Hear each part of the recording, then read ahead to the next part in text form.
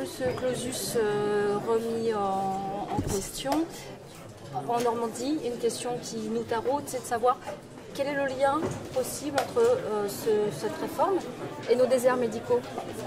Alors, c'est évidemment une réforme qui est pensée pour qu'à terme, on résolve ce problème de déserts médicaux avec la possibilité de démarrer ses études et de finir ses études ailleurs que dans la proximité immédiate d'un CHU.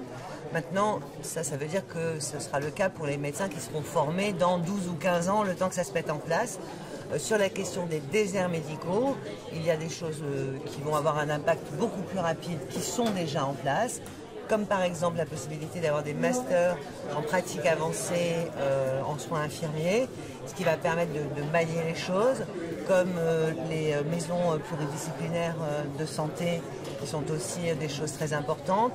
Le fait que nous allons déployer sur l'ensemble du territoire 400 médecins salariés qui vont donc aller dans des endroits précis, puisque lorsque les médecins sont salariés, c'est évidemment plus facile de les positionner dans les différents centres de santé, ou encore les 4000 auxiliaires de santé qui vont libérer du temps médical pour les médecins déjà installés.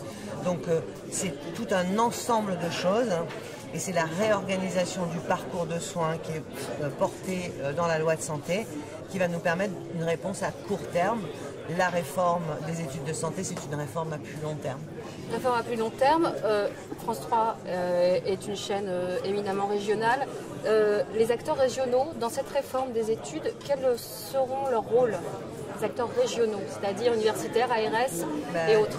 Leur rôle est essentiel, hein. C'est pour ça qu'après la concertation nationale qui a fixé les grands cadres, eh bien, nous avons ces réunions régionalement et au final pour construire cette nouvelle offre de formation et puis surtout pour déterminer entre la capacité de formation et les besoins du territoire définis par les agences régionales de santé, eh bien, combien de filières on ouvre et combien de futurs médecins on forme.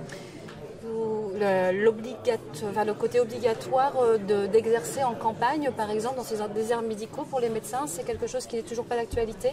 Non, c'est pas d'actualité parce que lorsque vous avez des gens qui exercent une profession libérale, c'est très difficile de les contraindre à aller s'installer quelque part. Et on a déjà aujourd'hui un pourcentage très important de médecins qui ne pratiquent pas la médecine. Donc vous allez imposer à quelqu'un d'aller s'installer quelque part et il pourra tout simplement vous répondre: eh bien moi dans ces conditions, je ne pratique plus la médecine. Donc cette réforme des études, elle va aussi diversifier les profils des médecins. Ce qui va avoir aussi un impact à long terme pour les patients.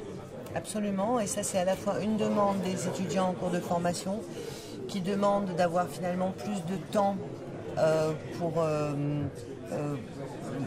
mieux aborder la relation patient, faire plus de prévention, et c'est tout ce qu'on a mis en place dans le cadre du service sanitaire par exemple, et moins de préparation à des concours de manière incessante.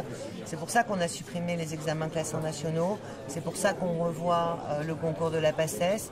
Les jeunes eux-mêmes nous demandent une formation qui a une plus grande part peut-être de relations humaines et une part moins prépondérante de formation purement technique, technologique sur des plateaux techniques particuliers. Et puis les patients aussi, on le voit, recherchent quand ils vont chez leur médecin parfois une assurance ou une réassurance qui ne relève pas seulement d'un médicament ou d'un examen ou d'une ordonnance. Donc ça évidemment c'est très important, et avoir des profils diversifiés, avoir des jeunes qui en stage d'externat ou d'internat peuvent faire leur stage de manière beaucoup plus simple ailleurs que dans les CHU.